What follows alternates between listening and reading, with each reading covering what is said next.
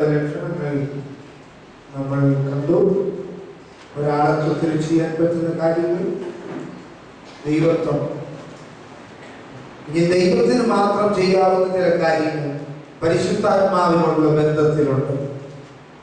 ദൈവം നിത്യനാണെന്നൊക്കെ നമ്മൾ കണ്ടു. ദൈവത്തിന് മാത്രം ചെയ്യാവുന്ന ചില കാര്യങ്ങൾ. ഒന്ന്, എനിക്ക് ദൈവത്തിന് മാത്രം ചെയ്യാവുന്ന ചില കാര്യങ്ങൾ.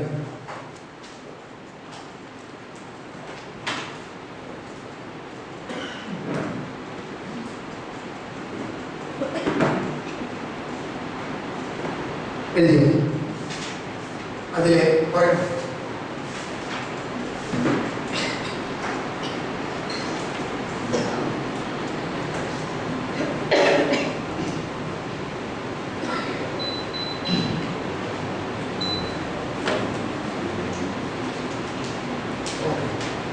ദൈവത്തിന് മാത്രം ചെയ്യാവുന്ന കാര്യങ്ങളൊന്ന്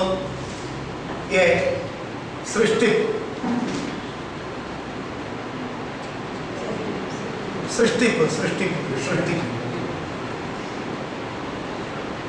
യോബ് 33:4. ജോബ് 33:4.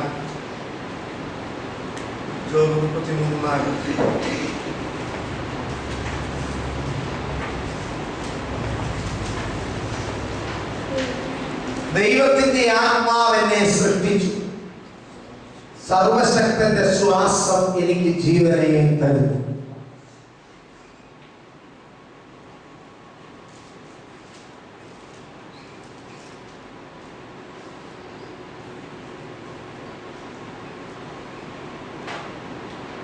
അല്ലേ? അപ്പം യോബ് പറയാണ്, ദൈവത്തിന്റെ ആത്മാവിനെ അവ സൃഷ്ടിപ്പിനകത്ത്, ആദ്യം ആകാശം ഭൂമി മുതല് സൃഷ്ടിപ്പിനകത്ത് ആരുണ്ട്? ദൈവത്തിന്റെ ആത്മാവ് വെള്ളത്തിന് മീതെ പരിവർത്തിച്ചു കൊണ്ടിരുന്നു. അത് പുതിയ നിയമത്തിൽ വചനം സംസാരിച്ചാലും അക്ഷരീയമായിട്ടുള്ള സൃഷ്ടി നടക്കുമ്പോഴും ദൈവത്തിന്റെ ആത്മാവാണ് അവിടെ എന്ത് ചെയ്യുന്നത്? പരിവർത്തിക്കും. വചനത്തിനകത്ത് പരിവർത്തിക്കുന്ന പരിശുദ്ധാത്മാവ്. അപ്പോഴാണ് വചനത്തിന്റെ ശക്തി എന്ത് ചെയ്യുന്നത്? നമ്മളിൽ വെളിപ്പെടുന്നത്. അപ്പൊ സൃഷ്ടിപ്പിൽ ആരുടെ പങ്കുണ്ട്?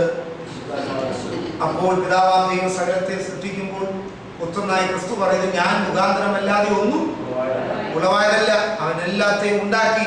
ആ ഉണ്ടാക്കിയവനിൽ ആരുണ്ട്? ആത്മാവ്. അപ്പൊ നമ്മുടെ ഉള്ളിൽ വസിക്കുന്ന ആത്മാവ് ഇന്നും അസാധ്യങ്ങളെ സാധ്യമാക്കാൻ കഴിയുമോ? വിശ്വസിക്കുന്നു. ദൈവത്തിന്റെ പ്രവൃത്തി വഴി അങ്ങനെ പറഞ്ഞു പോട്ടെ. രണ്ട്, ദൈവത്തിന് മാത്രം ചെയ്യാവുന്ന അടുത്ത രണ്ടാമത്തെ കാര്യം വളരെ പ്രധാനപ്പെട്ട ഒരു വിഷയമാണെങ്കിൽ ദീർഘമായി അത് സംസാരിക്കുന്നില്ല. രണ്ടാമത്തത് രക്ഷ. ഇതാർക്ക് മാത്രം കൊടുക്കാൻ പറ്റുന്ന കാര്യം? ദൈവത്തിന് മാത്രം ചെയ്യാവുന്ന കാര്യം. അതാരും അതിൽ പങ്കുണ്ട്? പരിശുദ്ധാത്മാവിന്റെ പങ്ക് രക്ഷയിലുണ്ട്. രക്ഷ 1 കൊരിന്ത്യർ ലേഖനം 6-11 വാക്യം വായിച്ച്.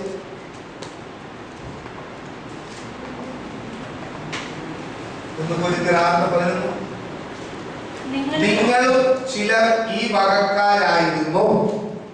ഏത് വക? മേലിൽ പറയുന്നു. എങ്കിലും നിങ്ങൾ കർത്താവായ യേശുക്രിസ്തുവിന്റെ നാമത്തിലും നമ്മുടെ ദൈവത്തിന്റെ ആത്മാവിനാലും നിങ്ങളെ തന്നെ കഴുകി ശുദ്ധീകരണവും നീതീകരണവും പ്രാപിച്ചിരിക്കുന്നു. യേശുവിന്റെ രക്തത്താൽ ആദാമി വംശപാരമ്പര്യത്തിൽ കിടന്ന് നമ്മളെ കഴുകി ദൈവത്തോട് സമാധാന ബന്ധം സ്ഥാപിച്ചു. അവന്റെ മക്കളാക്കി തീർത്തതിൽ നമ്മുടെ ജീവിതത്തിലെ രക്ഷയിലും വിശുദ്ധീകരണത്തിലും നീതീകരണത്തിലും ഒക്കെ ആരുടെ പങ്കുണ്ട്? ദൈവവചനം ദൈവദാസന്മാർ പറഞ്ഞപ്പോൾ, ദൈവവചനം ദൈവദാസന്മാർ പ്രസംഗിച്ചപ്പോൾ നമ്മുടെ ഉള്ളത്തിൽ ക്രിയ ചെയ്യാൻ ആരതിൽ പ്രവർത്തിച്ചു? പരിശുദ്ധാത്മാവിൽ പ്രവർത്തിച്ചത് കൊണ്ടാണ് ഇന്ന് പകൽ ഞാനും നിങ്ങളും ഈ രക്ഷയിൽ സന്തോഷിക്കുന്നത്. ആമീൻ. അതുകൊണ്ട് എത്ര അധികം ബഹുമാനത്തോടെ നാം അവനെ ആമീൻ സ്നേഹിക്കുകയാണെന്നുള്ളതാണ് വചനം നമ്മെ പഠിപ്പിക്കുന്നത്. അപ്പൊ നിങ്ങൾ യേശുവിന്റെ നാമത്തിലും കഴിഞ്ഞ ശുദ്ധീകരണം നീതീകരണം പ്രാപിച്ചാൽ. 3, ദൈവത്തിന് മാത്രം ചെയ്യാൻ പറ്റുന്ന കാര്യം. മൂന്നാമത്തത് ജീവൻ നൽകുന്നു.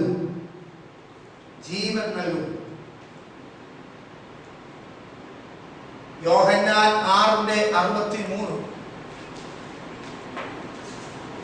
ജീവൻ നൽകുന്നു. ജീവിപ്പിക്കുന്നത് ആത്മാവാകുന്നു. ജീവിപ്പിക്കുന്നത് ആരാകുന്നു? 62 കൊടുത്തിട്ട്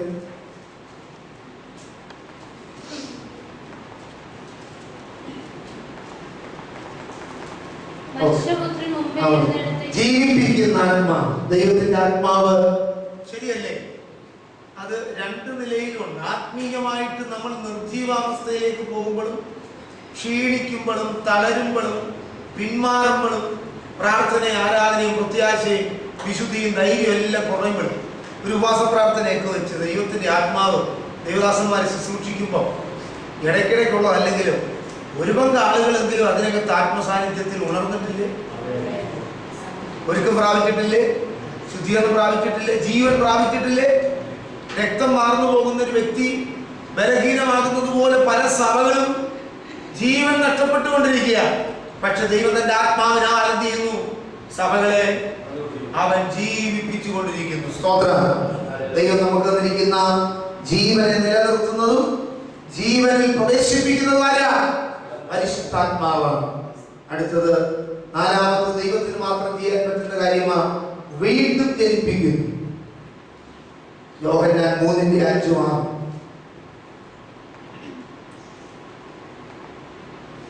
അതിന് യേശു, ആമേൻ ആമേൻ ഞാൻ നിന്നോട് പറയുന്നു, ആമേൻ ആമേൻ ഞാൻ നിന്നോട് പറയുന്നു, വെള്ളത്താലും ആത്മാവിനാലും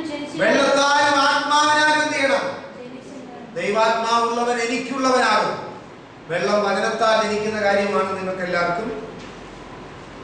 വചനം കൊണ്ട് പുതുമനുഷ്യനായി തീർന്നവന്റെ ഉള്ളിൽ ഇരിക്കുന്ന ആത്മാവാണ് ആര്?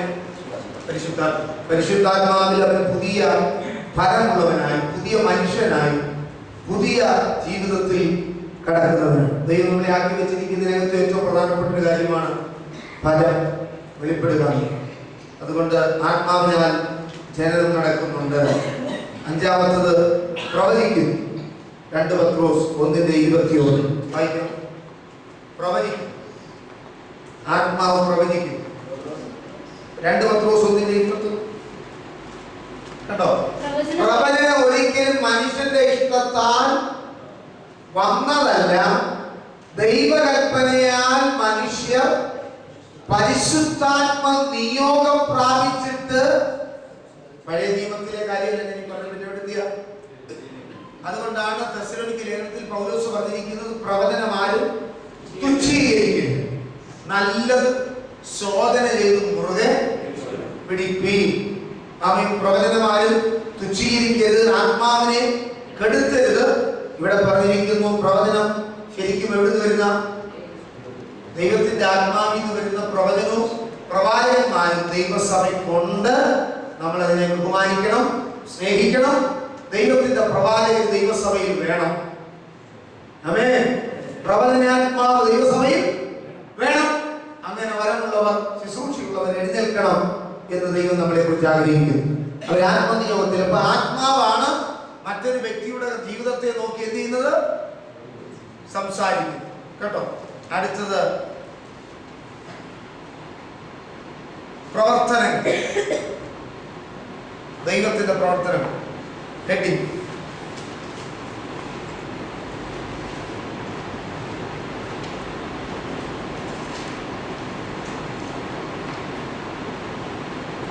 ലോകത്തിൽ നിശ്ചിതമായ പ്രവർത്തനങ്ങൾ ചെയ്യുന്ന ഒരു ദിവ്യ വ്യക്തിയാണ് പരിശുദ്ധാത്മാവ്.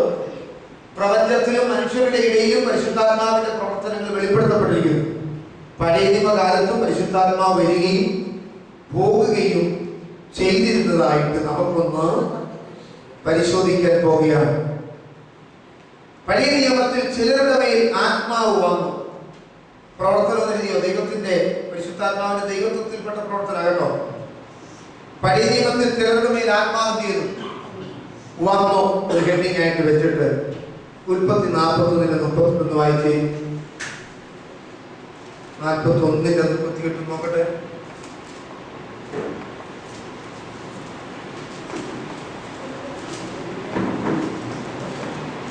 ദൈവാത്മാവുള്ള ഈ മനുഷ്യനെ പോലെ ഒരുത്തനെ കണ്ടു കിട്ടുമോ എന്ന് പറഞ്ഞു. 41:41 38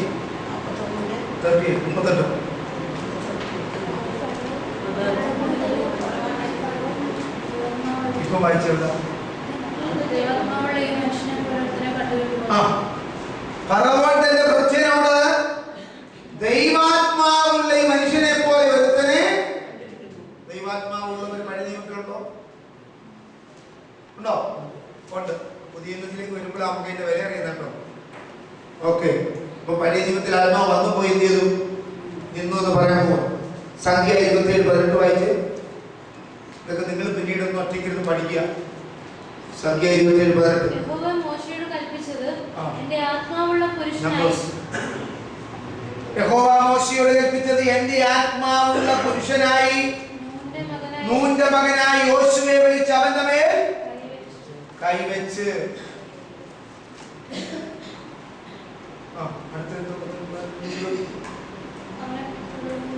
അവനെ പുരോഹിതനായ എലിയാസറിനെ സർവ്വസഭയുടെ മുൻപാകെ നിർത്തി അവർ കാണുക അവൻ എന്ത് കൊടുക്ക? ആജ്ഞ കൊടുക്കും. നിങ്ങൾ ആ വാക്യം കണ്ടിട്ടുണ്ടോ? 18 നിങ്ങളെടുത്ത്. യഹോവ ആരോടാ കൽപ്പിച്ചേ? എല്ലാവരും കണ്ടോ? എന്താ കൽപ്പിച്ചേ? എന്റെ ആത്മാവുള്ള പുരുഷൻ ആരാ? യോശുവ. അവനെ എന്ത് ചെയ്യണം? അവനെ വിളിച്ചെന്ത് ചെയ്യണം? നിങ്ങൾ ആ ബന്ധം കണ്ടോ? പഴയ നിയമത്തിലാണെങ്കിലും പുതിയ നിയമത്തിലാണെങ്കിലും ദൈവത്തിന്റെ ആലോചനയല്ലേ? അല്ലേ? സ്തോത്രം. ദൈവത്തിന്റെ ആലോചനയാണ്. ദൈവാത്മാവുള്ള ഒരു മനുഷ്യന്റെ മേൽ കൈവയ്ക്കാൻ ദൈവം തന്നെ ആക്കിയിരിക്കുന്ന ദൈവദാസന ദൈവം ചെയ്യാം. ഹലോ, നിങ്ങൾ മനസ്സിലായോ? ദൈവാത്മാവുള്ള ഒരു മനുഷ്യന്റെ മേൽ കൈവയ്ക്കാൻ ദൈവം നിർത്തിയിരിക്കുന്ന മറ്റു ദൈവദാസനോട് ദൈവം ചെയ്യാം. ആ ബന്ധം കണ്ടോ? പുതിയ നിയമത്തിൽ കാണാൻ പറ്റും കേട്ടോ. അടുത്ത വാക്യം. അവനെ പുരോഹിതനായ എലിയാസാറിനെ സർവ്വസഭയുടെ മുൻപാകെ നിർത്തി അവർ കാണിക്കാൻ എന്ത് കൊടുക്കുക? അപ്പൊ നിങ്ങൾക്ക് പരിശുദ്ധാത്മാവ് ഉണ്ടെങ്കിൽ യോഹന്നാൻ ലേഖനത്തിലുണ്ട് ആത്മാവ് നിങ്ങളിലുണ്ടല്ലോ, ആരും നിങ്ങൾ എന്ത് ചെയ്യണ്ട എന്ന് പറഞ്ഞ അർത്ഥം എന്താ? അഭിഷേകം നിങ്ങളിലുണ്ട്, നിങ്ങളോട് ആരും പറയണ്ട, അത് നിങ്ങളോട് ദൈവം സംസാരിക്കും. അങ്ങനല്ലേ? അങ്ങനെയെങ്കിൽ വിശുദ്ധന്മാരോട് കേട്ട് പഠിച്ച് എന്തുവാ? അതിനർത്ഥം എന്താ? നമ്മൾ പഠിക്കേണ്ടതാണോ? ഒന്നും കേൾക്കേണ്ടതാണോ? അങ്ങനെ വല്ലതും ഉണ്ടോ? ധാരണയുണ്ടോ? ഇല്ലല്ലോ. ഇവിടെ ദൈവദാസനായ മോശയോട് പറയാണ്, നീ അവരുടെ മുമ്പിൽ വെച്ച് യോശുവയ്ക്ക് എന്ത് കൊടുക്കുക? പക്ഷെ എന്റെ ആത്മാവ് അവന്. നിങ്ങൾ ശ്രദ്ധിക്കണം. ദൈവാത്മാവുള്ള നിങ്ങളെ ഇതുപോലെ ദൈവത്തിന്റെ ദാസന്മാർ ചില കാര്യങ്ങൾക്ക് ദൈവസഭയുടെ മുൻപാകെ എന്ത് ചെയ്യും? മനസ്സിലായില്ലേ? നിങ്ങൾക്ക് മനസ്സിലാവുന്ന ഭാഷയിൽ പറഞ്ഞാൽ, ദൈവാത്മാവുള്ള നിങ്ങളെ ദൈവസഭയുടെ ശുശ്രൂഷയ്ക്കായി ദൈവത്തിന്റെ ദാസന്മാർ നിങ്ങളെ തെരഞ്ഞെടുത്ത് എന്ത് ചെയ്യും? കൈവച്ച് പ്രാർത്ഥിച്ച് ചിലപ്പം നിയോഗിക്കും. അത് വചന മാതൃകയാണ്. സ്തോത്രം. അപ്പോസ്തല പ്രവൃത്തിയിൽ ഇത് ഇഷ്ടം പോലെ ഉണ്ട്. അപ്പൊ ആരുടെ മേൽ കൈവച്ച ആജ്ഞാപിക്കണ്ടേ? ഞാൻ ഈ ഭാഗത്തുനിന്ന് അങ്ങനെ പറയുന്നുള്ളൂ, അതിന്റെ ഭാഗത്തേക്ക് പോകുന്നില്ല. ഓക്കെ. അത് ദൈവാത്മാവുള്ളവരെ ദൈവത്തിന്റെ പ്രവൃത്തിക്കായിട്ട് എന്ത് ചെയ്യണം? വേർതിരിക്കണം. അത് പുതിയ നിയമത്തിലും ഉണ്ട്. ആത്മാവ് വന്നവരെ വേർതിരിച്ചത് പഴയ നിയമത്തിലും ഉണ്ട്. അവിടെ അങ്ങനെ വിട്ടേക്കട്ടെ. ആത്മാവ് വന്നു പോയി. ദാനിയേൽ 4:8.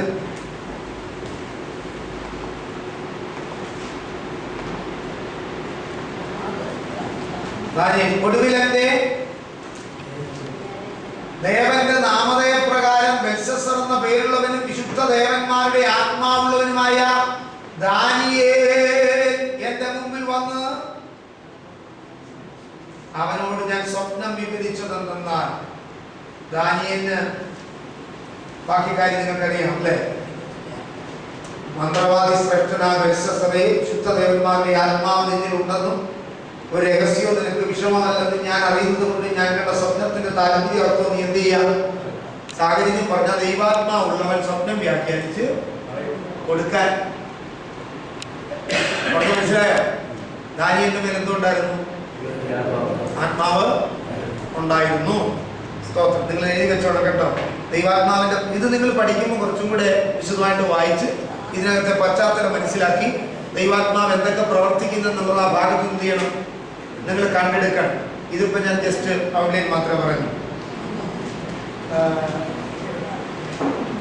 മോശയ്ക്ക് അത് സംഭവിച്ചതായിട്ട് കാണാം. സംഖ്യ 11:17 വായിച്ചു. സംഖ്യാപുസ്തകം 11:17. അവിടെ ഞാൻ ഇറങ്ങി വന്ന് നിന്നോട് അരുളി ചെയ്യും, ഞാൻ നിന്റെ മേലുള്ള ആത്മാവിൽ കുറെ എടുത്ത് അവരുടെ മേൽ പകരും. നീ ഏകനായി വഹിക്കാതിരിക്കേണ്ടതിന് അവർ നിന്നോട് കൂടെ ജനത്തിന്റെ ഭാരം വഹിക്കും. ഈ വാക്യമൊക്കെ വെച്ചോണ്ട് ഇമ്പാർട്ടേഷനെ കുറിച്ചൊക്കെ പഠിപ്പിക്കും. നിന്നിലുള്ള ആത്മാവിനെ എടുത്ത് ഞാൻ ചിലർക്ക് വാസ്തവത്തിൽ സംഗീതക്കാരൻ പറഞ്ഞാൽ എൻ്റെ പാനപാത്രം നിറഞ്ഞ് കവിയും. ഇങ്ങനൊരു സംഭവം ഉണ്ടോ? പുതിയ നിയമത്തിൽ എത്ര അധികം മറ്റുള്ളവർക്ക് കൊടുക്കാൻ നമുക്ക് തന്നെ തികയുന്നില്ല പാസ്റ്റർ. ഇതിനെങ്ങനെ മറ്റുള്ളവർക്ക് ഞാൻ കൊടുക്കും? മനസ്സിലാകുന്നോ? ദൈവസഭ അതുകൊണ്ടാണ് പത്രോസ് പറഞ്ഞ വെള്ളിയും പൊന്നും എനിക്കുള്ള നിനക്ക്. നമ്മുടെ മേൽ പകർന്നിരിക്കുന്നത് മറ്റുള്ളവരെ എഴുന്നേൽപ്പിക്കാനാണെന്ന് വിശ്വസിക്കുന്ന എത്ര പേരുണ്ട്? നിന്നിൽ പകർന്നിരിക്കുന്ന ആത്മാവിനെ എടുത്ത് ഞാൻ എന്ത് ചെയ്യും? എടുത്ത് കളയുന്നതാണോ? ഇല്ല. നോക്കണം. അപ്പം നിങ്ങളുടെ കൈവെപ്പിനാൽ, നിങ്ങളുടെ വാക്കിനാൽ, നിങ്ങളുടെ പ്രാർത്ഥനയാൽ, നിങ്ങളുടെ ശുശ്രൂഷയാൽ മറ്റുള്ളവർക്ക് എന്തോ ഉണ്ടാകണം? ആത്മപകർച്ച. ദൈവാത്മാവ് നടത്തപ്പെടാത്തവന്റെ കയ്യിൽ നിങ്ങളുടെ മേൽ എന്ത് ചെയ്തു? ഹലോ, അതിലും ചിലത് എന്ത് ചെയ്യും? പകരും. ഓക്കെ, നിങ്ങൾ ആ ഭാഗം അത്ര ചിന്തിക്കുക. ഇപ്പം അപ്പം ഞാൻ കുറെ എടുത്ത് അവരുടെ മേൽ പകരും. നീ ഏകനായി. ഇതിനകത്ത് ആ വാക്യം അങ്ങനെയാണെങ്കിൽ പുതിയ ഭാഷ പറഞ്ഞാൽ വാസ്തവത്തിൽ ശിഷ്യന്മാരെ എഴുതിപ്പിക്കുന്നതാണ്. ഉപദേശി എല്ലാം ചെയ്യരുത്, എല്ലാ കാര്യവും ദൈവമൊക്കെ എന്ത് ചെയ്യണം? പക്ഷെ ചെയ്യാൻ ആത്മാവ് വേണം. പുതിയ നിയമത്തിലെ യോഗ്യത വെച്ചേക്കുന്നത് ഞാൻ എല്ലാവരും ഉള്ള സാക്ഷ്യം ആത്മാവ്. ഇത് മൂന്ന് എന്ത് വേണം? ദൈവത്തിന്റെ മക്കൾക്ക് ദൈവസഭയിൽ പണി ചെയ്യാൻ എന്ത് വേണം? ഒറ്റ വാക്യം പറഞ്ഞു. എന്നാൽ ഇന്നത്തെ സഭകൾ അതാണ് കാണുന്നത്. ഇന്നത്തെ സഭകൾ അതാണോ? ഞാൻ ചിലതൊക്കെ തുറന്ന് പറയാത്തില്ല. ആത്മാവുള്ള സഭയിൽ ആത്മാവുള്ളവർ എന്ത് ചെയ്യണം? എഴുന്നേറ്റ് വരണം. അപ്പം പാസ്റ്റർക്ക് എന്തോ അപ്പൊ എല്ലാ ജോലി ആരാ ചെയ്യേണ്ടി? ഹലോ, കിട്ടിയോ? ഈ 5 ദിവസത്തെ ബൈബിൾ ക്ലാസ് നടന്നു. ഇവിടെ എന്തൊക്കെ പണിയുണ്ടായിരുന്നു? എന്തൊക്കെ കാര്യങ്ങൾ നടന്നു? ആർക്കെങ്കിലും ഉത്തരവാദിത്തമുണ്ടോ? ഇത് പ്രത്യേകിച്ച് ഏൽപ്പിക്കുകയൊന്നും വേണ്ട. ഇത് സഭക്കാർ ഏറ്റെടുത്ത് ചെയ്യണം. ഞാൻ അങ്ങനെ പറഞ്ഞു. വിശ്വാസികൾ എന്ത് ചെയ്യണം? അറിഞ്ഞു ചെയ്യണം. നിങ്ങളുടെ വീട്ടിലെ കാര്യം നാട്ടുകാരൊന്ന് പറഞ്ഞിട്ടാണോ ചെയ്യുന്നത്? നിങ്ങളുടെ വീട്ടിലെ ഏറ്റവും കാര്യങ്ങൾ ഇവിടുത്തെ ഗവൺമെന്റ് പറഞ്ഞിട്ടാണ് ചെയ്യുന്നത്. അറിഞ്ഞു ചെയ്യണം. അറിഞ്ഞു ചെയ്യുന്നതിനാണ് ദൈവം തന്റെ ആത്മാവിനെ എന്ത് ചെയ്തിരിക്കുന്നത്? ഉത്തരവാദിത്വമുള്ളവരെ ഇവിടുത്തെ ഓരോ കാര്യങ്ങളും. അപ്പൊ പറഞ്ഞു വരുമ്പോൾ നമുക്കിപ്പോൾ 3 മണിക്ക് ക്ലാസ് കഴിയും. എല്ലാവരും പോകാതെ ഈ ടേബിളെല്ലാം മടക്കി താഴെ വെച്ചിട്ട് പായെല്ലാം വിരിച്ച് വൃത്തിയാക്കിയിട്ട് സംഗതി പഴയതുപോലെ സെറ്റ് ചെയ്തിട്ട് പോകണമെന്നായി പറഞ്ഞതിന്റെ ബാക്കി അർത്ഥം കൂടെ പിടി കിട്ടിയോ? അങ്ങനെ ഒരുമിച്ച് പിടിക്കുമ്പോഴത്തേക്ക് എനിക്കും രാവിലെ 6 മണിക്ക് എന്ത് ചെയ്യാം? പോകാം. ഓക്കെ, നിങ്ങളുടെ ഉത്സാഹത്തിന് നന്ദി പറയുന്നു. പക്ഷേ ഈ വെളിപ്പാട് ദൈവം തന്റെ ദാസനെ കൊടുത്തതോർത്ത് പല സഭയിലെ അവസ്ഥ. എന്റെ ഏറ്റവും വലിയ ഭാരം ദൈവമക്കളെ, ഇവിടെ ഇരിക്കുന്ന എല്ലാവരും ആത്മാവിൽ നിറവുള്ളവരായി, ഫലമുള്ളവരായി, വരങ്ങളുള്ളവരായി, ഓരോ ശുശ്രൂഷകൾ മാറി ചെയ്യുന്നവരായി കാണാൻ എന്റെ ഹൃദയം വെമ്പൽ കൊള്ളുന്നു. ആ വെമ്പൽ എന്റെ ഹൃദയത്തിൻ്റെതല്ല, എന്റെ ദൈവത്തിന്റെ ഹൃദയത്തിൻ്റെതാണ്. മാറി മാറി ഉത്തരവാദിത്തങ്ങൾ എടുത്ത് ചുമതലകൾ മാത്രമാണോ സഭയുടെ ജയിക്കാൻ? ഇല്ല, ജനപ്രതിനിധികൾ മാത്രമേ ഉള്ളൂ. ചുമതലക്കാരിലെല്ലാവരും എനിക്ക് ചുമതലയില്ല, അതുകൊണ്ട് ഞാൻ ഇതൊന്നും ചെയ്യുന്നില്ലെന്നതിനർത്ഥം. എല്ലാം കർത്താവ് നിങ്ങളെ കയ്യിൽ ഏൽപ്പിച്ചിരിക്കുന്ന ശുശ്രൂഷ, അത് നമ്മൾ ചെയ്യുന്നത് ആർക്കെന്ന പോലെ ചെയ്യണം. 2 കാര്യം, നമുക്ക് സന്തോഷത്തോടെ ചെയ്യണം. 2 കർത്താവിനെന്ന പോലെ ചെയ്യണം. ഈ 2 കാര്യമാണ്. അതിനാണ് ദൈവത്തിന്റെ ആത്മാവിനെ നമുക്ക് തന്നിരിക്കുന്നത്. അപ്പൊ ഇവിടെ വന്നപ്പോ ഇച്ചിരി പറയാൻ പറ്റിയത് കൊണ്ട് നമുക്ക് നല്ല ആശ്വാസമായി. അടുത്ത വാക്യം ഏതാ ഞാൻ പറഞ്ഞേ? 1 പത്രോസ് 1:11 വായിച്ചേ.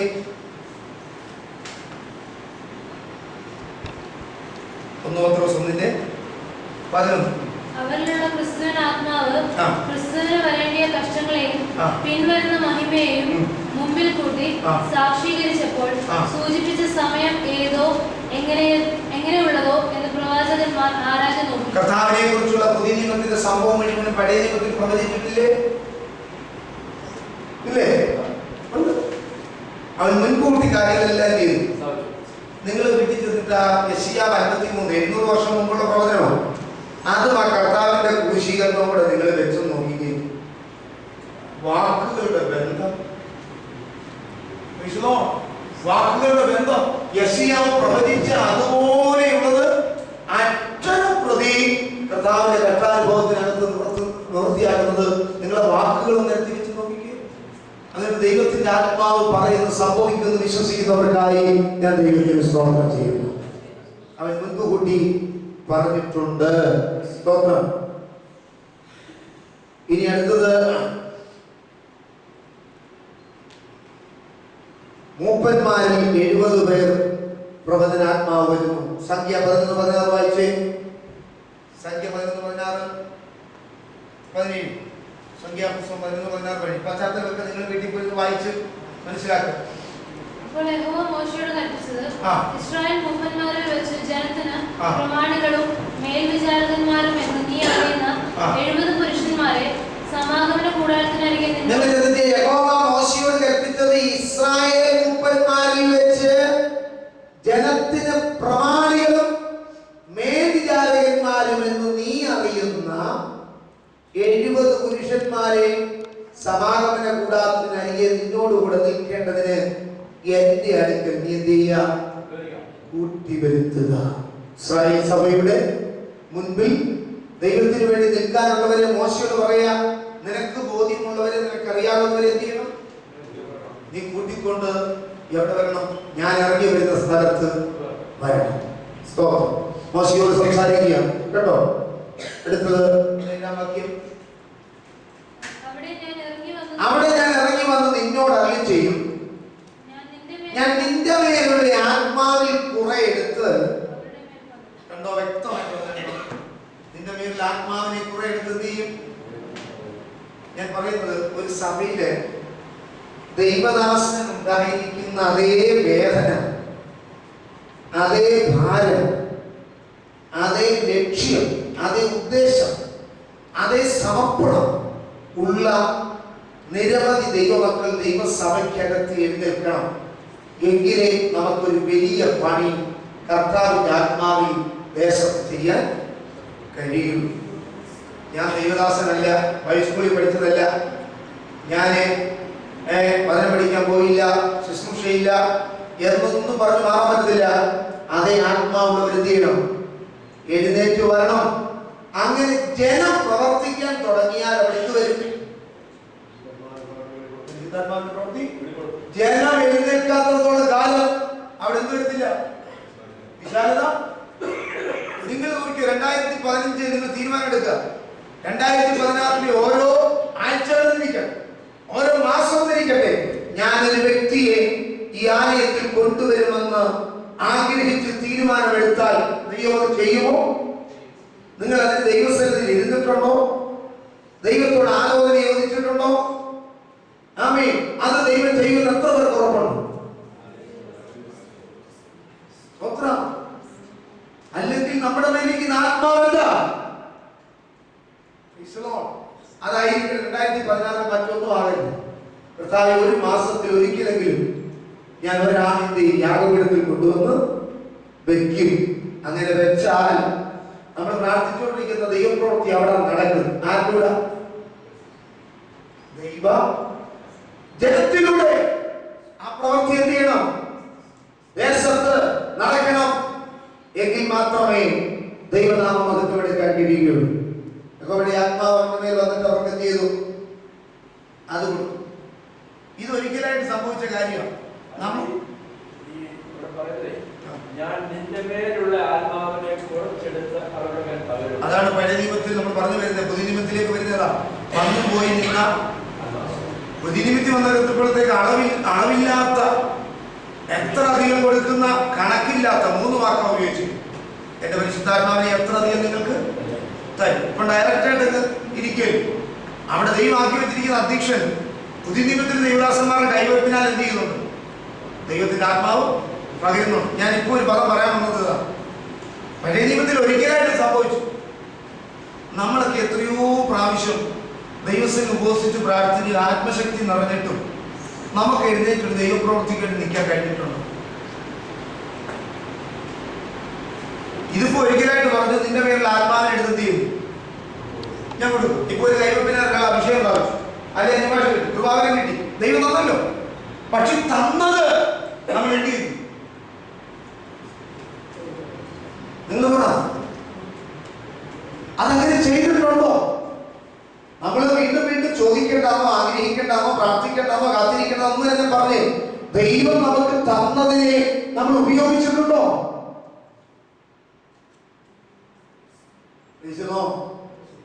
പ്രത്യേകിച്ച് ഇവിടുത്തെ ദൈവമക്കൾക്ക് ഒരു കാര്യം ഓർമ്മയുണ്ട്. അത് ഉപയോഗിക്കാനുള്ള വിശാല വയലിൽ അധികം നമ്മളെ ഇട്ടിരിക്കുന്നു. ഇന്ത്യയുടെ 8 സ്റ്റേറ്റുകളിൽ പോയി ശുശ്രൂഷ ചെയ്യാൻ, ഈ കേരളക്കരയിൽ ശുശ്രൂഷ ചെയ്യാൻ അതിരില്ലാത്തൊരു വിശാല വയലിൽ ദൈവം തന്നെ ആക്കി വെച്ചിരിക്കുകയാണ്. പക്ഷെ നിങ്ങൾക്ക് എഴുന്നേൽക്കാൻ പറ്റുന്നുണ്ടോ? ഒരു ആത്മീയ പ്രവൃത്തിക്ക് വേണ്ടി എഴുന്നേൽപ്പിക്കാൻ ദൈവത്തിന്റെ ആത്മാവ് പഴയ നിയമത്തിൽ വന്നു പോയെങ്കിൽ പുതിയ നിയമത്തിൽ നമ്മൾ ആരാണെന്ന് അറിഞ്ഞിരിക്കണം.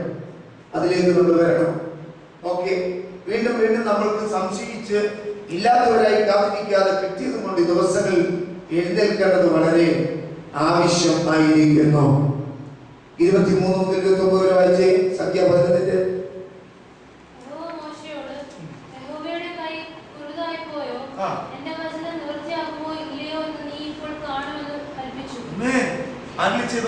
നമ്മളിരിക്കുന്ന ആത്മാവിൽ വന്ന് കണ്ട് അവൻ അരുളി ചെയ്ത വചനം സംഭവിക്കുമോ?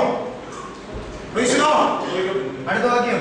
അങ്ങനെ മോശെ ചെന്ന് യഹോവയുടെ വചനങ്ങളെ ജനത്തോട് പറഞ്ഞു. ജനത്തിന്റെ മൂപ്പന്മാരിൽ 70 പുരുഷന്മാരെ കൂട്ടി കൂടാരത്തിന്റെ ചുറ്റിലും നിർത്തി. എന്നാലേ യഹോവ ഒരു മേഘത്തിൽ ഇറങ്ങി അവനോട്. നിങ്ങൾ ചിന്തിച്ചു നോക്കിയേ, മോശ പറഞ്ഞുടനെ 70 പുരുഷന്മാരും ചെയ്തു. ഇന്നത്തെ കാലത്ത് ഉപദേശി എന്ത് ബന്ധപ്പെട്ടെങ്കിൽ മാത്രമേ 70 പേരെ കൊണ്ട് കൂടാരത്തിൽ നിർത്താൻ പറ്റൂ.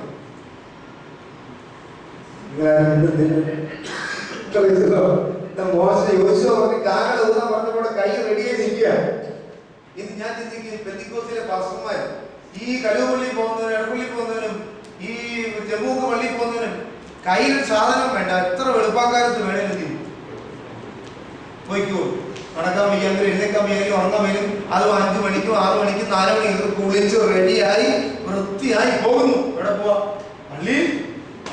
ഈ സ്ഥാനത്ത് നമ്മുടെ പെന്തിക്കോസ് സഭയിലെ ഒരു സഹോദരനെ 5:30 ഉപദേശിച്ച് കൊണ്ടിരുത്താൻ പറ്റുന്ന പാടെന്ന് പറഞ്ഞാൽ എന്നാ ആവണം. ഇവിടെ 5:30 ഒരു പ്രകടനം ശരിയല്ലേ? 5:30 എല്ലാവരും 70 പേര് കൂടി വന്നേ എന്ന് പറഞ്ഞാൽ നടക്കുമോ? എന്തെല്ലാം അസൗകര്യങ്ങളാണ് നമുക്ക്, എന്തെല്ലാം തടസ്സങ്ങളാണ്. എനിക്ക് പിന്നെ ചില സമയത്ത് വിഷമം തോന്നുന്നു. എന്റെയൊക്കെ ജോലി കഴിഞ്ഞിട്ടൊക്കെ വന്ന് ക്ഷീണിച്ചിരിക്കുന്നതുകൊണ്ട് വിളിക്കാൻ തന്നെ ബുദ്ധിമുട്ട് എനിക്ക് സ്വാഭാവികമായിട്ട് തോന്നും. അത് ഞാൻ കണ്ടടയ്ക്കുന്ന പരിപാടിയാണ്. ഞാൻ കണ്ടടയ്ക്കുന്ന പരിപാടിയാണ്. സ്തോത്രം. ഞാനും ക്ഷീണിച്ച് കിടന്നിട്ടുണ്ട്. അപ്പൊ അതുകൊണ്ട് വാസ്തവത്തിൽ ഞാൻ ഈ നാളിൽ ചിന്തിച്ച കാര്യമാണ്. എന്നാൽ അങ്ങനെ ദാഹമുള്ള ഒരു കൂട്ടത്തെ കൂടെ കർത്താവ് നാളിൽ എന്ത് ചെയ്യും? പല സഭയിൽ പ്രാർത്ഥന എന്നൊരു പ്രോഗ്രാം, പ്രാർത്ഥന എന്നൊരു ശുശ്രൂഷ ഒരുക്കി കഴിഞ്ഞാൽ അതിനാൾ വളരെ കുറവായി പല സഭകളിൽ. പക്ഷെ ആവശ്യമില്ലാത്ത പരിപാടിക്കല്ല, അവർ പ്രാർത്ഥിക്കാൻ എപ്പോഴും വളരെ കുറവാണ്. ഞാൻ ഇവിടുത്തെ ദൈവങ്ങളെ ഓർത്ത് സ്തോത്രം ചെയ്യുന്നു. ഇവിടെ നടക്കുന്ന പ്രാർത്ഥനയൊക്കെ നിങ്ങളാണ് ചെയ്യുന്നതെന്ന് ഞാൻ ഓർത്ത് ദൈവത്തിന് സ്തോത്രം ചെയ്യാം. ഓക്കെ, പുരുഷന്മാർ കൊടുത്ത് ആത്മാവിന്റെ മേൽ ആവസിച്ചപ്പോൾ അവരെന്ത് ചെയ്തു? അവരെന്ത് ചെയ്തു? അവൻ ദൈവത്തിന്റെ ആത്മാവ് അവരുടെ മേൽ വന്നപ്പോൾ അവരെന്ത് ചെയ്തു? ഒത്തിരി പാഠകാലത്ത് പഠിക്കാൻ എവിടെ കൂടി വന്നു? ചുമ്മാ പ്രവചിച്ചാണ്. ദൈവം തന്റെ ദാസന് കൊടുത്ത ആലോചന പ്രകാരം അവരെവിടെ വന്നു? ദൈവത്തിന്റെ മുൻപാകെ വന്നു. അതിന് നമുക്ക് ഒരുക്കമോ കാത്തിരിപ്പോ ക്രമീകരണമോ ശുദ്ധീകരണമോ ഇതെല്ലാം നമ്മളവിടെ ചേർക്കാം. ആലോചന പ്രകാരം അവരോട് വന്നു. ദൈവം പറഞ്ഞ സ്ഥലത്ത് എത്തി. പക്ഷെ ദൈവം പറഞ്ഞത് മാറിയോ?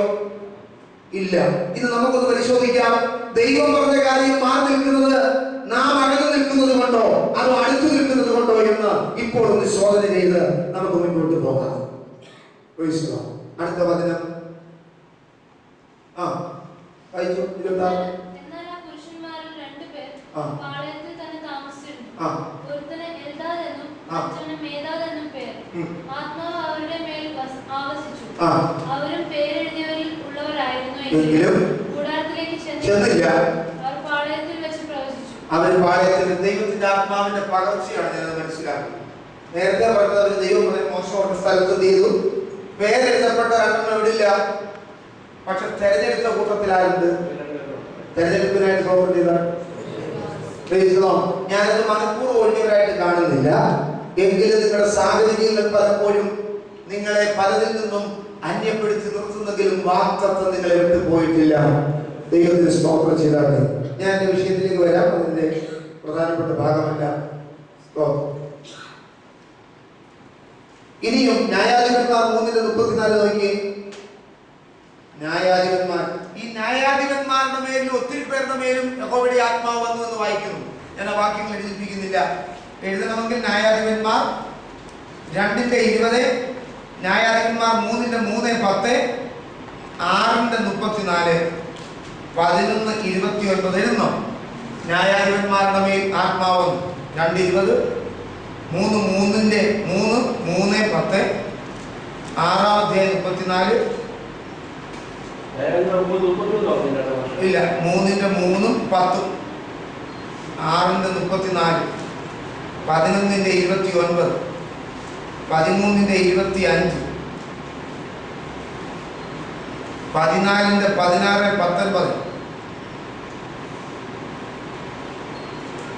19, 15:14,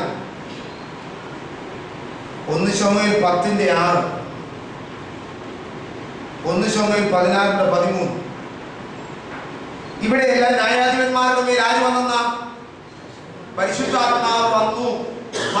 പുതിയ നിയമത്തിൽ വരുമ്പോൾ നമ്മൾ കുറച്ചും കൂടെ വ്യത്യസ്തരാണ്. ഓക്കെ, ഇനിയും ന്യായാധിപന്മാർ 3:34 വായിച്ചേ. 1-2 കാര്യങ്ങൾ. ന്യായാധിപന്മാർ 3:34 ഇല്ലയോ? അപ്പോൾ യഹോവയുടെ ആത്മാവ് ഗിദെയോന്റെ മേൽ വന്നു. ബാക്കി എവിടെ?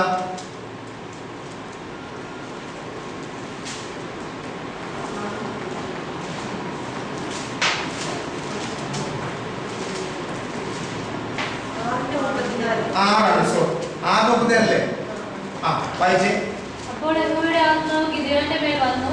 അവൻ കാഹളം ഊതി. മതി. യഹോവയുടെ ആത്മാവ് ഗിദെയോന്റെ മേൽ വന്നു.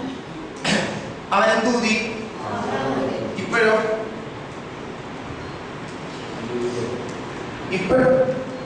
നമ്മൾ ഇവിടെ ഉണ്ടോ അതോ വരണോ? പേടിയാണോ? എപ്പോഴും റെഡിയല്ലേ? നിങ്ങളുടെ മുമ്പിൽ എന്ത് വന്നാൽ കാണാനുള്ളവർക്കായി സ്തോത്രം ചെയ്യും. അതാ ക്രിസ്തുവിന്റെ രക്തത്തിന്റെ വില കേട്ടോ. അന്നേരം അവർക്ക് പ്രത്യേക ആവശ്യത്തിന് വേണ്ടി ആര് വന്നു? ആത്മാവ്. ഇപ്പോഴോ 365 ദിവസവും നിങ്ങളുടെ ഉള്ളിൽ റെഡിയായി നിൽക്കുന്നു. എന്താ മനസ്സിലാവുന്ന ഒരു സ്തോത്രം ചെയ്താണ്. അടുത്ത 1 ശമൂവേൽ 16:14 വായിച്ചു.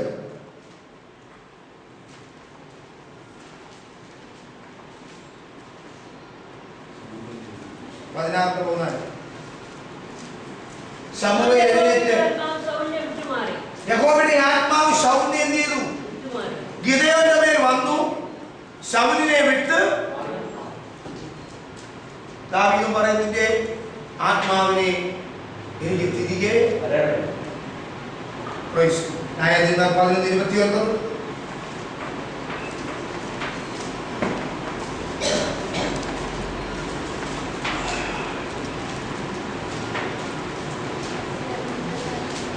അപ്പോൾ യഹോവയുടെ ആത്മാവ് ഇഫ്താഹിന്മേൽ വന്നു.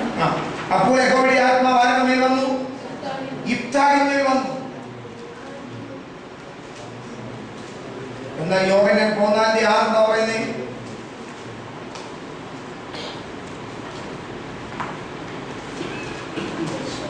യേശു ഞാൻ തന്നെ വഴിയും സത്യവും ജീവനുമാകുന്നു. ഞാൻ മുഖാന്തരമല്ലാതെ ആരും പിതാവിന്റെ അടുക്കൽ എത്തുന്നില്ല. നിങ്ങൾ എന്നെ അറിഞ്ഞുവെങ്കിൽ എന്റെ പിതാവിനെയും ലോകം അവനെ കാണുകയോ അറിയുകയോ ചെയ്യായികയാൽ അതിന് അവനെ ലഭിക്കാൻ കഴിയുകയില്ല. നിങ്ങളോ അവൻ നിങ്ങളുടെ മേൽ വസിക്കുകയും നിങ്ങളോ അവൻ നിങ്ങളുടെ മേൽ വസിക്കുകയും നിങ്ങളിൽ ഇരിക്കുകയും ചെയ്യുന്നത് കൊണ്ട് അവനെ നിങ്ങൾ എന്ത് ചെയ്യുന്നു?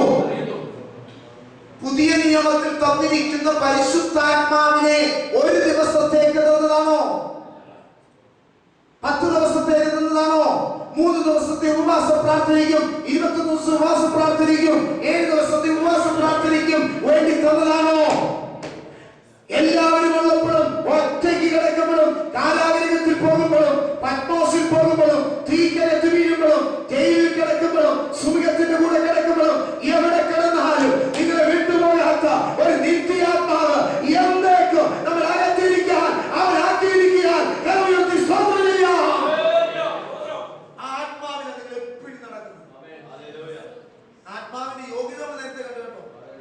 ആ ആത്മാവിനെ കൊണ്ട് എപ്പോഴും നടക്കുന്നത് ആ വിലയുള്ള ദൈവമക്കൾക്കായി ഞാൻ ദൈവത്തിന് സ്തോത്രം ചെയ്യും. നിങ്ങൾ വിലയുള്ളവരാണോ? ഉണ്ടോ? രക്ഷിക്കപ്പെട്ട് സ്നാനപ്പെട്ടവരെ നിന്ദിച്ച് പുച്ഛിച്ച് തള്ളി ആക്ഷേപവും പരിഹാസവും പറഞ്ഞ് ആമീൻ ആവശ്യമില്ലാത്തതെല്ലാം പറഞ്ഞ് നിങ്ങളെ അടിച്ചു പുറത്താക്കുമ്പോൾ നിങ്ങൾ വിലയുണ്ടോ? യഹോവയുടെ ആത്മാവിലുള്ളവരെ വിലയുണ്ടോ? നിങ്ങളെപ്പോൾ വിലയുള്ളവർ ആരാണ് ഭൂമിയുള്ളത്? കഴിഞ്ഞ ദിവസം നമ്മൾ കേട്ടു, ഈ ആത്മാവും ഈ സഭയും ഇവിടെ കിടക്കുന്നത് കൊണ്ട് ഈ ഭൂമി ഇന്നിങ്ങനെ ഇരിക്കുന്നത്. കർത്താവ് വന്നിട്ട് തന്നെ സഭയെ ചേർത്തുകൊണ്ട് പോയിട്ട് അന്നേരം അറിയാം ഈ ഭൂമിയുടെ അവസ്ഥ. അടുത്ത വചനം. അപ്പോൾ കർത്താവിന്റെ ആത്മാവ് വരിക പോവുക എന്ന് നമ്മൾ കണ്ടു അല്ലേ? പരിശുദ്ധാത്മാവിന്റെ പ്രവർത്തനങ്ങൾ സൃഷ്ടിപ്പിനോടുള്ള ബന്ധത്തിൽ നമ്മൾ കണ്ടു അല്ലേ? അത് ഞാൻ പറഞ്ഞായിരുന്നു.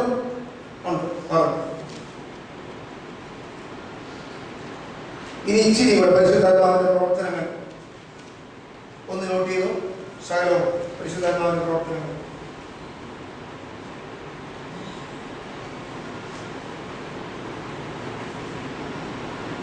അല്ലെ നിങ്ങൾ നേരത്തെ എഴുതിയില്ലേ? എഴുതിയത്തോട് ചേർത്ത് വെച്ചോ. ഉൽപ്പത്തി 1:2 കൂടെ വാക്യത്തോട് കൂടി ചേർത്ത് വെച്ചു. ജോബ് 33:4 എടുത്ത് 1:2 26:13-14 സങ്കീർത്തനം 104:30 ഇയ്യോബ് 33:4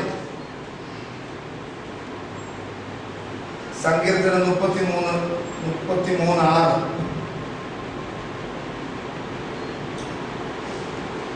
കേട്ടോ?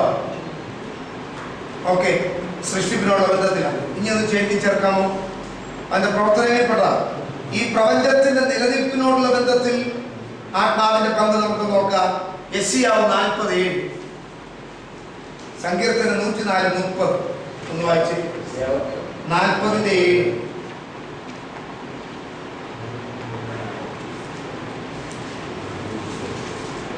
യഹോവയുടെ ശ്വാസം അതിന്മേൽ ഊതുകയാൽ പുല്ലുണങ്ങുന്നു, പൂവാടും. അതേ ജനം എന്താ? പുല്ല്. പ്രകൃതി നിലനിൽക്കുന്നത് എന്തുകൊണ്ടാണ്? ഇന്നലെ അവിടെ കേട്ടില്ലേ? അധികാരി ആരാ? ഭൂമി അതിന്റെ പൂർണ്ണത ആർക്കാം? കഴിഞ്ഞിടയ്ക്ക് കണ്ടില്ലേ ഒരാൾ പറഞ്ഞു പത്രത്തിൽ 2 ദിവസം മുമ്പ് ഭൂകമ്പം ഉണ്ടായാലും മുല്ലപ്പെരിയാർ ഡാം വട്ടത്തിൽ ആരാ പറഞ്ഞറിയാം?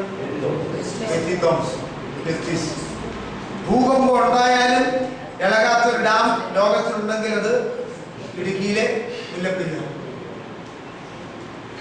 മിക്കവാറും ഭൂകമ്പം ഉണ്ടായിട്ട് ഇടുക്കിയിലെ പുള്ളിയെ മിക്കവാറും ലോകത്തിലെ രാജ്യക്കാർ കൊണ്ടു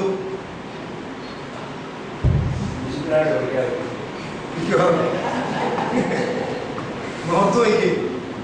എന്റെ തമ്പുരാൻ പറയാ അവന്റെ ശ്വാസം അതിന്റെ മേൽ അവന്റെ ആത്മാവ്. അതുകൊണ്ടാണ് പുതിയ നിയമത്തിൽ പറഞ്ഞിരിക്കുന്നത് എല്ലാ തിരുവെഴുത്തും ദൈവശ്വാസീയമാകയാണ്.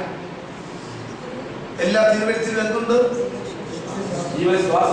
അവന്റെ ആത്മാവ്. എല്ലാ മനുഷ്യരും അത് നിമിത്തം എന്ത് ചെയ്യും? പൂർണ്ണരാകും. അവന്റെ ആത്മാവ് വചനത്തിലുള്ളത്. അപ്പൊ അവന്റെ ആത്മാവ് അനുകൂല പ്രതികൂലമായിട്ടോ? മനുഷ്യൻ ആര്? ഇവിടുത്തെ ജനം ആര് തന്നെ? 8-ാം വാക്യം വായിച്ച്. പുല്ലുണങ്ങുന്ന പൂ ബാലൻ. നമ്മുടെ ദൈവത്തിന്റെ വചനമോ കാണാത്തവരുണ്ടെങ്കിൽ അടക്കം ചെയ്ത് വെച്ചോ. എന്നേക്കും ചെയ്യും നിലനിൽക്കും. എവിടെ വരെ നിൽക്കുന്നറിയോ? നിത്യതയോടെ നിൽക്കും. എത്ര തലമുറകൾ മാറിയിട്ടും വചനത്തിന് മാറ്റമുണ്ടോ? മാറ്റമുണ്ടോ? തലമുറ മാറും തോറും ഈ വചനം അതുപോലെ നിവൃത്തിയായിക്കൊണ്ട് ഇരിക്കുകയാണ്. ഇനി ഈ സങ്കീർത്തനം 140 വായിച്ചേ. നീ നിന്റെ ശ്വാസത്താൽ പറഞ്ഞാൽ അവന്റെ ആത്മാവിനാൽ എന്ത് ചെയ്യും? സൃഷ്ടി നടത്താൻ അവന് കഴിയും. അടുത്തത്, നീ ഭൂമിയുടെ മുഖത്തെ പുതുക്കുന്നു. നീ ഭൂമിയുടെ മുഖം എന്ത് ചെയ്യുന്നു? പുതുക്കുന്നു. അതിവിടെ എഴുതിയിരിക്കും. എന്തായാലും നമുക്കൊരു പുതിയ ആകാശം പുതിയ ഭൂമി വരുന്നുണ്ടല്ലോ. അപ്പൊ ഈ ഭൂമി അത് എന്ത് ചെയ്യും? മാറും. ഭൂമിയുടെ മുഖത്തെ പുതുക്കുന്നു. യഹോവയുടെ മഹത്വം എന്നേക്കും യഹോവ തന്റെ പ്രവർത്തികളിൽ എന്ത് ചെയ്യട്ടെ? സന്തോഷിക്കട്ടെ. വായിക്കാം. അവിശ്വാസികളോടുള്ള ബന്ധത്തിൽ യോഹന്നാൻ 16:8 മുതൽ വായിച്ച വാക്യമാണ്. നോട്ട് ചെയ്ത് വെച്ചു. യോഹന്നാൻ 16:8 മുതൽ.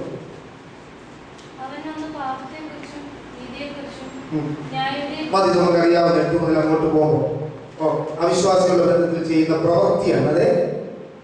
ഇനി പരിശുദ്ധാത്മാവ് വേദപുസ്തകത്തിൽ ഇടപെട്ട കാര്യം ഒന്ന് ഓർമ്മിപ്പിക്കാൻ പോകും. ഉൽപ്പത്തി പുസ്തകം എഴുതിയാരാ?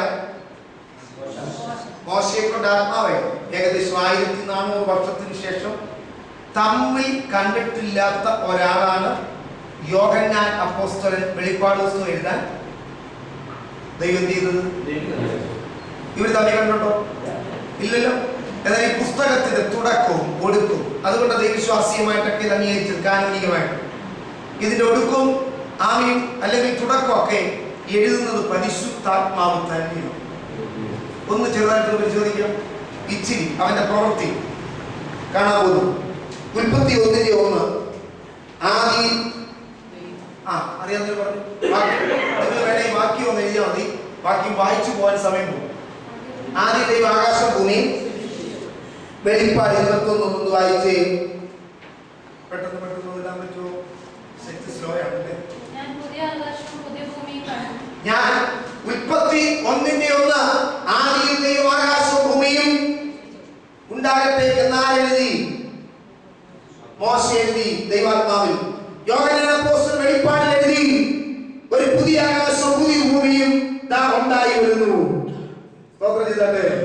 ദൈവത്തിന്റെ പ്രവൃത്തി. രണ്ടാമത്തത് 1:10 ഉൽപ്പത്തി.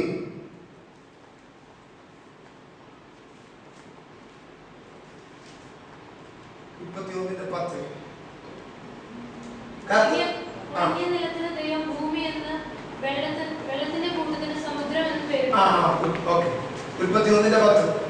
നിലത്തിന് ദൈവം ഭൂമിയെന്നും വെള്ളത്തിന്റെ കൂട്ടത്തിന് ദൈവം സമുദ്രമെന്നും.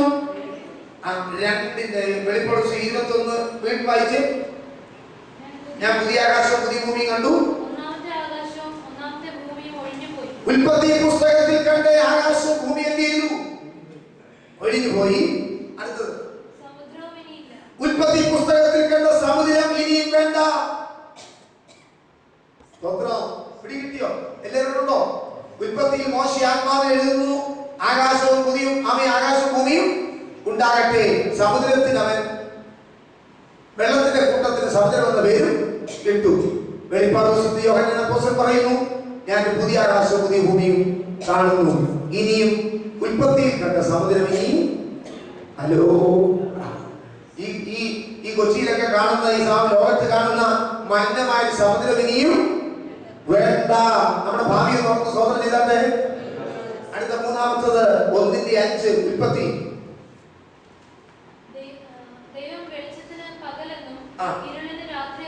വെളിപ്പാട് 22:5 ഉൽപ്പത്തി പുസ്തകത്തിൽ ദൈവം ഉണ്ടാക്കിയ രാത്രി. വെളിപ്പാട് പുസ്തകത്തിൽ യേശുക്രിസ്തുവിന്റെ സഭ പാർക്കാൻ പോകുന്നിടത്ത് ഇനിയും രാത്രി ഉണ്ടാകയില്ല.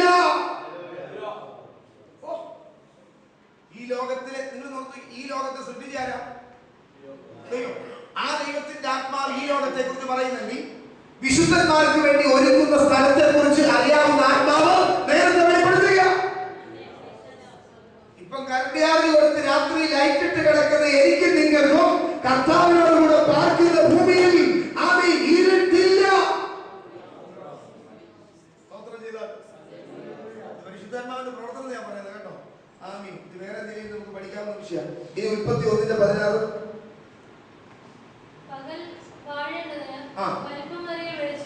നിങ്ങളെ വേണേ ആ വാക്യം എഴുതിയിട്ട് വേണേ ഇങ്ങോട്ട് ശ്രദ്ധിച്ചോ കേട്ടോ.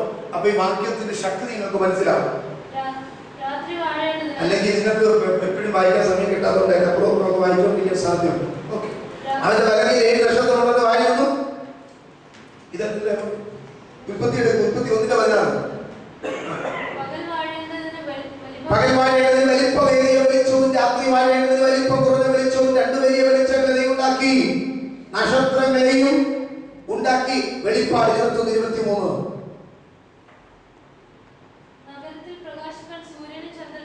അയ്യോ, ഉൽപ്പത്തി പുസ്തകത്തിൽ വിളിച്ച് പേർ പറഞ്ഞ മോശ പറഞ്ഞ സൂര്യനും ചന്ദ്രനും തന്റെ വിശുദ്ധന്മാർ പാർക്കാൻ പോകുന്ന സ്ഥലത്ത് ഇനിയും വേണ്ടാന്ന്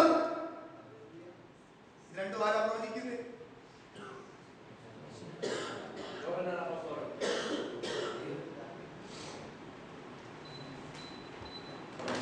ഓക്കെ, നിങ്ങൾ കണ്ട വ്യത്യാസം കണ്ടോ? ഇത്ര സന്തോഷമാണ്. നിങ്ങൾ പിടികിട്ടിയില്ല. നിങ്ങൾ ഒരു സ്ഥലത്തോട്ട് പാർക്കാൻ പോവാണെങ്കിൽ നിങ്ങൾ ചോദിക്കത്തില്ല എത്ര ബെഡ്റൂം ഉണ്ട്, കിച്ചൺ വലിപ്പമുണ്ടോ, ലിവിംഗ് റൂം എങ്ങനെയുണ്ട്, ഡൈനിങ് റൂം ഉണ്ട്, ബാത്റൂം അകത്തോ പുറത്തോ, മതിൽ, ഗേറ്റ്, ഓക്കെ, എനിക്ക് കുറച്ച് കിളിയുണ്ട്, വലിയ വട്ടിയുണ്ട്, ഇതിനേക്കാണ് സൗകര്യം. തിരക്കത്തില്ലേ? മേടിക്കാൻ പോകാൻ ഒത്തിരി തിരക്കത്തില്ലേ? നമ്മൾ വാടക എടുത്താൽ തന്നെ കുറച്ച് തിരക്കത്തില്ലേ? മേടിക്കാൻ പോകുമ്പോൾ അതിന് കൂടി തിരക്കത്തില്ലേ? അപ്പൊ ഇപ്പൊ ഇവിടെ ജീവിച്ചിട്ട് എന്തായാലും റെന്റിന് താമസിക്കരുത്. ഹലോ ഹലോ, റെന്റിന് താമസിക്കാന്ന്. ഇത് വിട്ടിട്ട് താമസിക്കാൻ പോകുന്ന കൊട്ടാരത്തിന്റെ കാര്യം പറയുന്നത് ഇല്ല.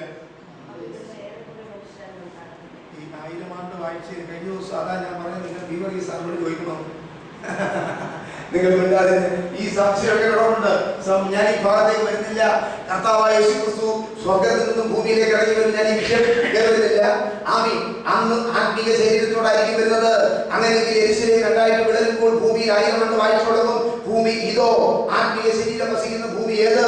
അന്ന് ജാതികൾ എവിടെയായിരിക്കും? 1000 ആണ്ട് വാഴ്ചയ്ക്ക് ശേഷം ഭൂമി ഇതോ. നിങ്ങൾ ഇപ്പം മിണ്ടാതിരുന്നാൽ ഞാൻ 2 ദിവസം പറയാം. ഓക്കെ, പിടികിട്ടിയോ? ഈ ചോദ്യം നിങ്ങളുടെ അകത്തുണ്ടെന്ന് എനിക്ക് നന്നായിട്ട് അറിയാം. പിടികിട്ടിയോ? ഓക്കെ, ന്യായമായ ചോദ്യം. ഞാൻ അതിലേക്ക് പോയാൽ എനിക്ക് ഇതിലെത്താൻ പറ്റത്തില്ല. ഞാൻ ഈ അതിന് നിങ്ങൾക്ക് ഉത്തരം പറയാൻ നമുക്കൊരു ദിവസം വേണേൽ ക്ലാസ് വെക്കാം. പുറത്തുനിന്ന് ആൾ വരുന്നതിനേക്കാൾ കുറച്ചുകൂടെ നല്ലതായിരിക്കും നമുക്ക് കുറച്ച് അടുത്തിരുന്ന കാര്യങ്ങൾ പറയാം. കാരണം കൃപയ്ക്ക് അനുസരിച്ച് ബൈബിളിലുള്ള കാര്യങ്ങളാണ് ഞാൻ മറുപടി ചെയ്യാം, പറയാൻ ശ്രമിക്കാം. ഓക്കെ, അപ്പൊ ഞാൻ പറയാൻ വരുന്നത് ഇപ്പം താമസിക്കുന്ന കർട്ടിയാനും കൊടുത്ത് വാട്ടൂരിലും കൊടുത്ത് സ്തോത്രം നേരത്തെ ഏത് പറയുന്നു സ്തോത്രം ഇതെല്ലാം വളരെ ടെൻഷൻ അടിച്ച് കിടക്കുന്ന എനിക്കും നിങ്ങൾക്കും ഇവിടുത്തെ സൂര്യനും ചന്ദ്രനും അവിടെ ഇല്ല. അതുകൊണ്ട് മിക്ക വെളിയിൽ വരുന്നോ, അതിന് ലൈഫ് കുറയുന്നോ, കറുത്തു പോകാൻ പോകുന്നു പറഞ്ഞൊരു പ്രവചനം വന്നവിടെ ഇല്ല. ഇവിടുത്തെ പോകും, അത് നിൽക്കും. അതിനുവേണ്ടി ഒരുക്കുന്ന രാജ്യത്തെ ഓർത്ത് കാര്യങ്ങൾ സ്തോത്രം ചെയ്താട്ടെ. ഇത് പരിശുദ്ധാത്മാവ് ഒരുക്കുന്ന പ്രവൃത്തിയാണ്. അവർ നമ്മുടെ ഭാവി അറിയാം. സ്തോത്രം. അതിന് അവസാനമില്ല. അടുത്ത വാക്യം ഒന്നുകൂടെ വായിച്ചോ. 2:17 ഉൽപ്പത്തി 2:17. നീ മരിക്കും. അവിടുത്തെ നീ മരിക്കും. വെളിപ്പാട് 21:4 വായിച്ചു.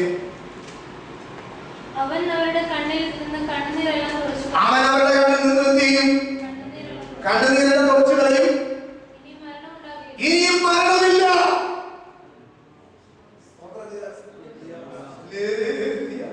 ഇവിടെ എന്ത് കഴിച്ചാലും പേടിയല്ലേ? ഞാൻ ആ ഭാഗത്തേക്ക് വരുന്നില്ല. പിന്നെ പ്രശ്നമായി പോകും, പിന്നെ വേറെ ദുര്യോഗമായി പോകും. ഇവിടെ എന്ത് കഴിച്ചാലും പ്രശ്നമാണ് അല്ലേ? അരി മേടിച്ചാൽ പ്രശ്നം, പച്ചക്കറി മേടിച്ചാൽ പ്രശ്നം, ഫ്രൂട്ട്സ് മേടിച്ചാൽ പ്രശ്നം, മീൻ മേടിച്ചാൽ പ്രശ്നം, ഇറച്ചി എല്ലാം പോയിസനാ. കഴിച്ചാൽ എന്ത് സംഭവിക്കും? മരണം. അങ്ങനെ ഒരു ചിന്തയില്ലാത്ത ഒരു ഭവനം യേശുവിനെന്ന് പരിശുദ്ധാത്മാവ് വെളിപ്പെടുത്തുന്നു. അതാണ് നിത്യജീവൻ. സ്വതന്ത്രം ചെയ്തേ ദൈവസഭ ചുമ്മാതെ പാട്ടുപാടി കൈയടിച്ച് സ്വതന്ത്രം തുള്ളിച്ചാൽ നടക്കുന്നവരല്ല.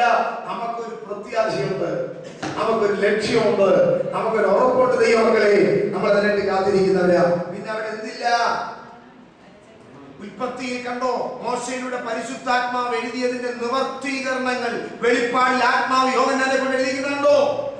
അതുകൊണ്ട് ഈ വചനം ദൈവവിശ്വാസിയും